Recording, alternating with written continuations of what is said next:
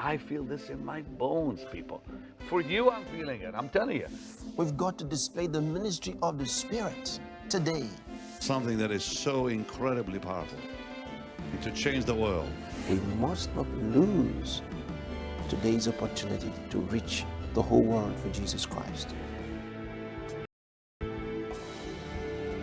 This is your love world. Of the glory of the Lord, as the waters cover the sea, all over the world, her Spirit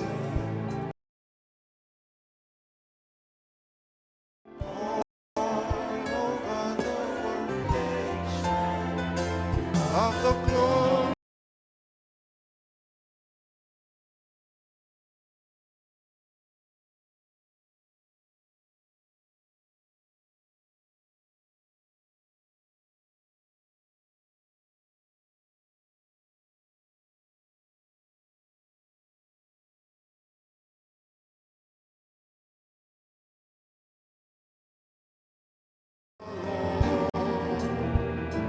As the waters cover the sea. Oh Lord, our God, how excellent your name is. How excellent your name in all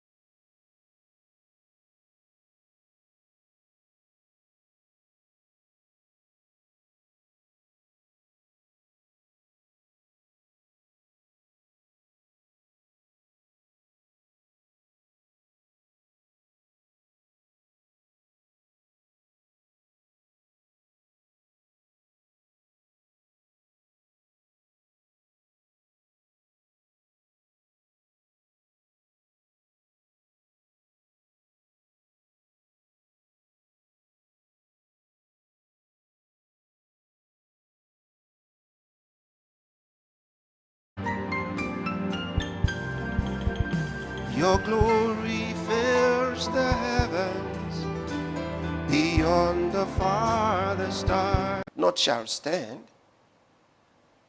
that stand by the Lord of the whole earth. Now, what this seems to suggest clearly is that the prophet saw this vision of these two anointed ones in heaven. So the idea is that these two people are already in heaven. Okay? They're already in heaven.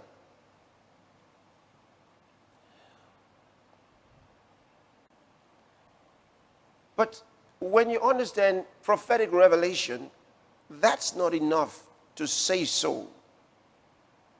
That's not enough, because you can see the future. Like we read in the book of Revelation, there are things that were put in the past tense that have not happened yet.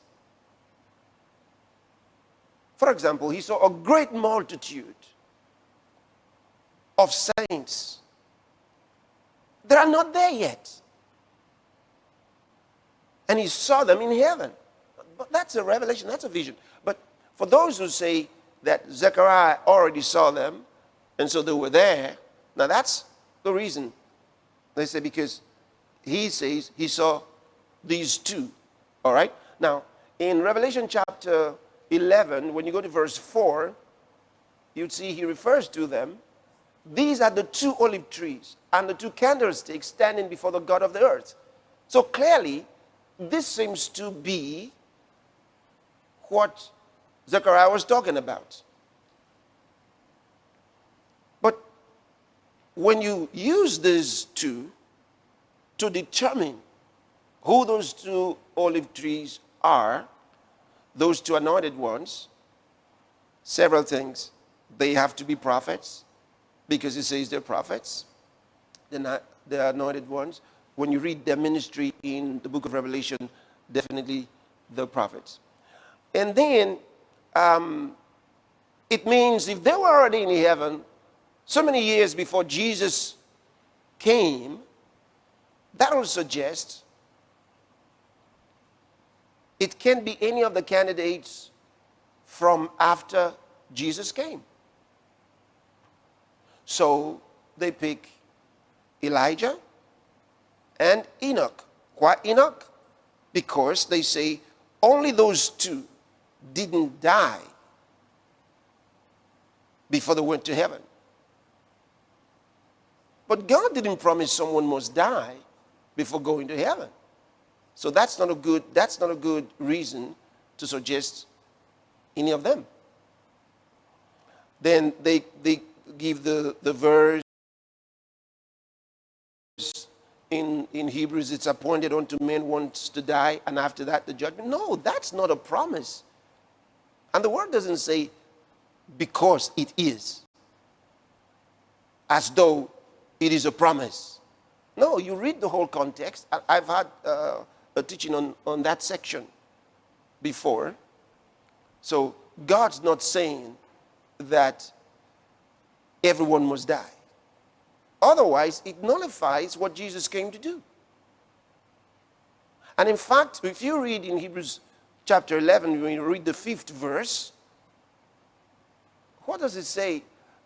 By faith, Enoch was translated that he should not see death, and was not found because God had translated him. For before his translation, he had this testimony that he pleased God.